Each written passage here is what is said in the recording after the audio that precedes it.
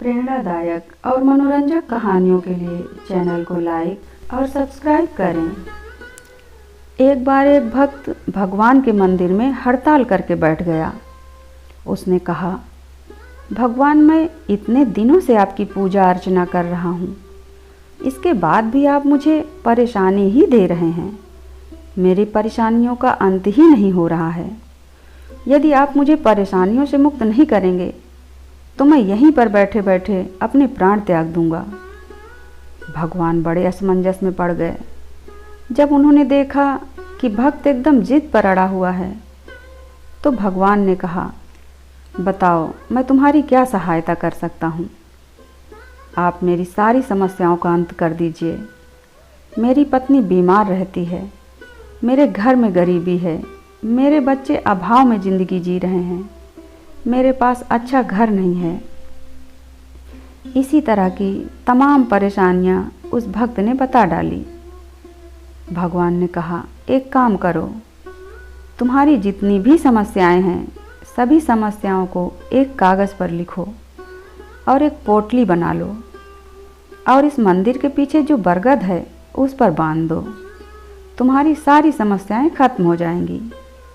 लेकिन एक बात याद रखना, यह मैं तुम्हें एक्सचेंज ऑफर में दे रहा हूँ।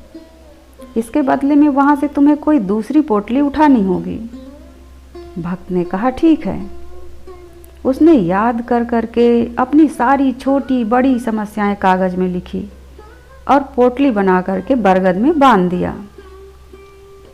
अब जैसे ही उसने दूसरी पोटली उठानी चाहिए, उसके दिमाग में आया, कहीं इसमें यह तो ना लिखा हो कि मेरी पत्नी गंभीर बीमारी से मर जाएगी।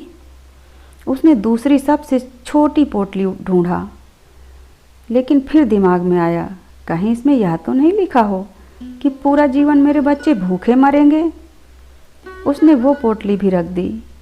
अब उसका सिर चकरा रहा था कि आखिर वह कौन सी पोटली उठाए।